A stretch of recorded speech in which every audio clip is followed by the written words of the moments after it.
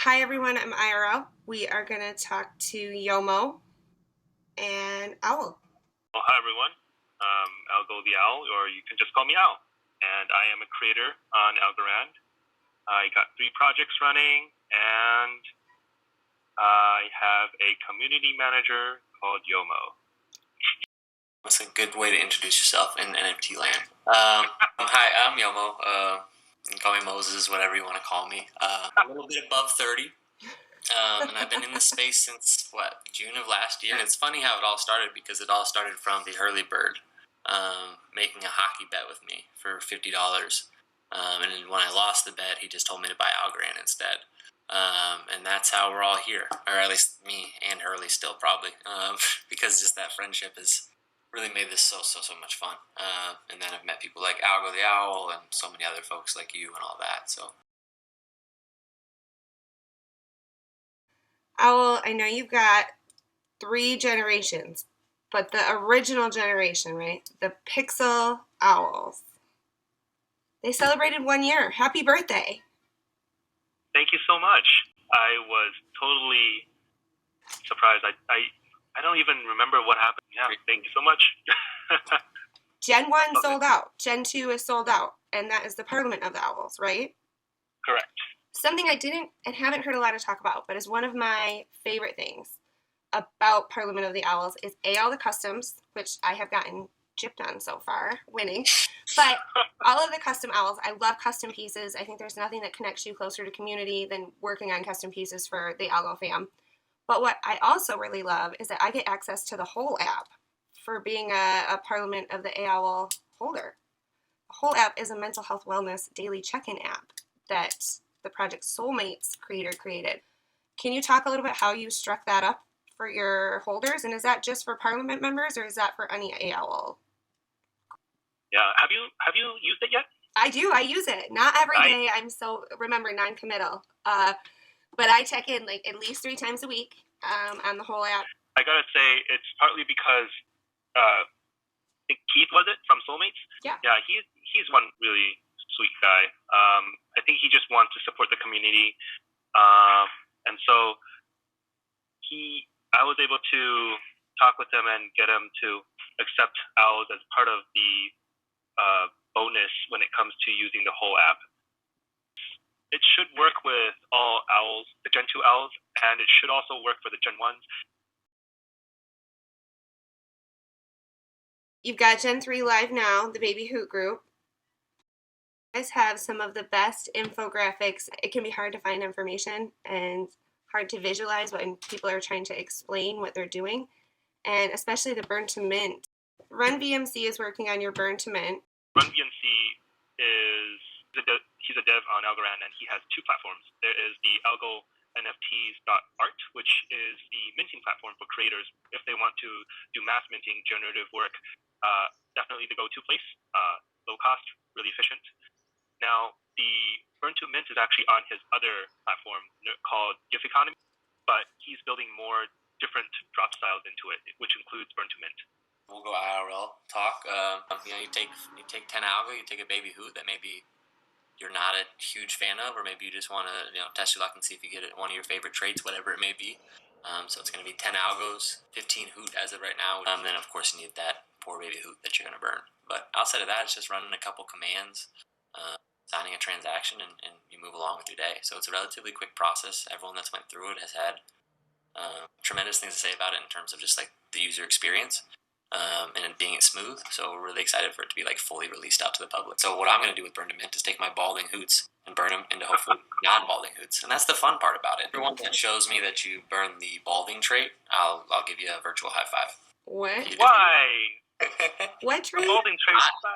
I'm not a fan of the balding trait. So if I have a baby hoot, I'm burning that one. That's the cool thing about Burn to Mint. Like everyone has their personal taste regarding NFTs, and if every single collector of yours is saying, I like every single part of your art, there's a good chance that they might be skimming the truth a little bit. It's like you kind of get some control of your own NFT in a sense. Yes, there's a little bit of risk in a sense of like you're rolling for it essentially.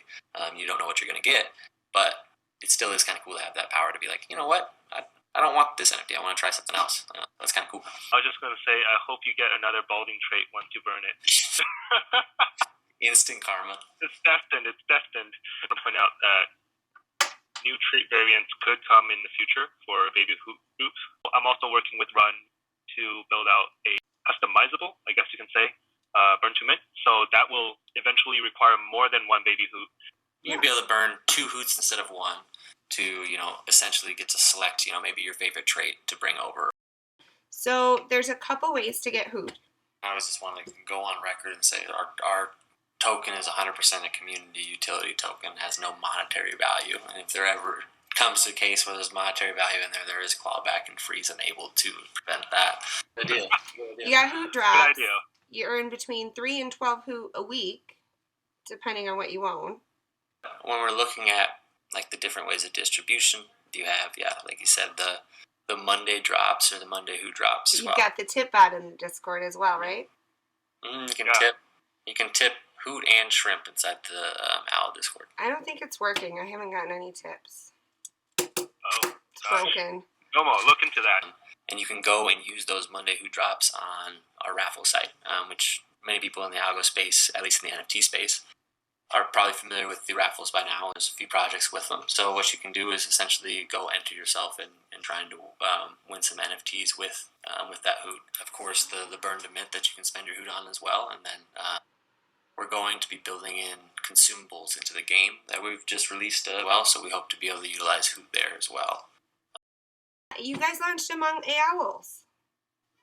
Officially launched. So yes, Among AlgoOwls, developed by a developer that goes by Algorand. He's really taken, because we didn't start with a huge plan with it. That's the cool thing. So we didn't start a huge plan with it, and we kind of just said okay, how can we make a game that's going to just be engaging, something that people want to come into, some people that can just not something that's just come in, push once a day and you leave. So what we did is we made Owls Fight. So your Generation 2 owls. Thankfully, we have a great artist on the team as well named AlgoTheOwl that created a bunch of GIFs and stuff like that to make it even more fun inside there.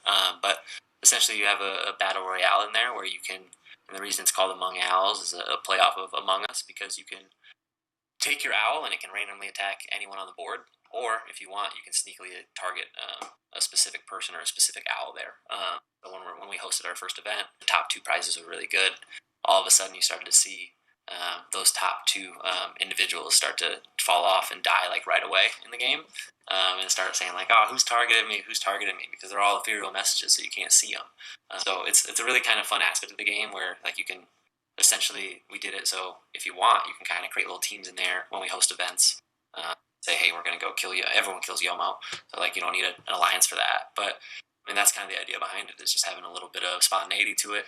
But if you do win, you're able to claim 5 Hoot from it. So, another way to accumulate the Hoot. So, I watched a great interview with Owl and Seawell earlier in the week. It was fantastic. I heard you talking about all the great charity work that you guys do. So, small values add up, right? Our plan is to continue to put a portion of our sales and proceeds to charity. Every single month we're at least doing something for charity, and we're always looking to do charity auctions, things like that. We did one with Scully Friends a few months ago. The one thing that I think is a bit lacking in the Algorand ecosystem is just charity orgs, right? I know there's only a handful of them that's accepting algos, and I would love to send maybe an animal conservation group, maybe birds related, some algos each month, because after all, this is the bird chain. I know the space is a lot different than when you got into it, right? And you came into it solo, and then you got Yomo. What advice do you have for project creators or project leads as far as becoming comfortable working with somebody new in Web3? I would say try to engage with different communities. That is a very important point. I think at the end of the day, a good NFT project really relies heavily on the community, right? I want as much community engagement and feedback as possible. Very important. Owl, obviously being here over a year with his project, has done a very good job in terms of evolving with the space and helping the space evolve. So big shouts to him. All jokes aside, though, I just want to give a quick shout out to Yomo on this, because he's been really good at helping me refocus to really bring more value to my project. Kind of advice that you can give someone when it really is time for them to get some help. It's, you get in when you can get in. I think that's it's super important. Like what I've learned from community managing is like not setting expectations. Like being non-committal is actually extremely important for a project to grow. You're not able to pivot. You're not able to do anything if you kind of stick yourself in the sand and turn it into concrete and say, "This is our roadmap. This is what we're doing, and this is going to be." So it's so very important to be a little bit like my grandma used to say, loosey goosey with the project in a sense. Obviously, have a sense of direction, but be able to be able to bring your mind over here or bring your mind over there. Just judging off of what everything is going on. So very important. You just need to take the first step. That's usually the hardest. Once the ball gets rolling, it's a lot simpler, especially if you have a supportive community or just people that you can trust. Like Yomo, honestly, like I know I've been around for a bit, but without Yomo, I wouldn't be here, where I'm at today. So props to you, man. What else is there, Yomo? Let me add to this. But go to someone that you know you can trust in the space that's been here and has a track record of being here, has a track record of sticking around. Ask them because they were in the same spot as you 6, 7, 8 months ago. So don't overcomplicate it. Ask questions and just be open and vulnerable a little bit, and you'll find the right person. Go to them and say, who do you recommend? Who do you refer that I reach out to? And then go through the vetting process there yourself. You find Yomo? Well, Yomo actually reached out to me, right? I could be wrong. No, I think we rolled over the idea that it was amazing because we're in a group chat called, of course, Bully Yomo. And old school Reddit people. It's a 10-person group chat on Discord. And I was just amazed that he didn't have anyone helping him. And Buster Hawk was someone that was helping him and stuff like that. And I think things were just getting a little bit too hectic. I think he put out applications or something like that. Yeah. And then reached out to me, specifically, if I remember right. Yeah. Oh, well, you tell me how you did it, if it's a different story than what Yomo has. No, that is basically right. In terms of application, I think he was just someone that made the most sense. If you're looking for information about the project, you hit up hootgang.xyz. and you'll see the Discord invite there. You'll see the Discord in there. You'll see the raffle site in the top left where you can click it. Well, congrats on the new game launch, on the birthday, on the new dev. It's been great. Owl, how did you find Algorand? Oh, learn and earn. Easy. Me too. Well, okay, I didn't. That's how I got my first few algo, was learn to earn. So they can turn their heads not all the way around. How far can an owl turn its head around?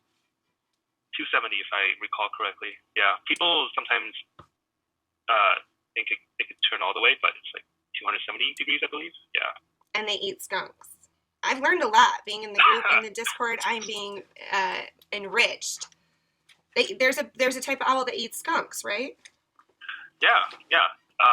So that was something I learned because we wanted to create a game similar to the mouse hunt that was in the Elgato server, but instead of hunting mouse or mice, I guess we wanted to hunt something larger. So we looked into that and came out with skunks because apparently owls don't really have a sense of smell, at least not the ones that do hunt skunks.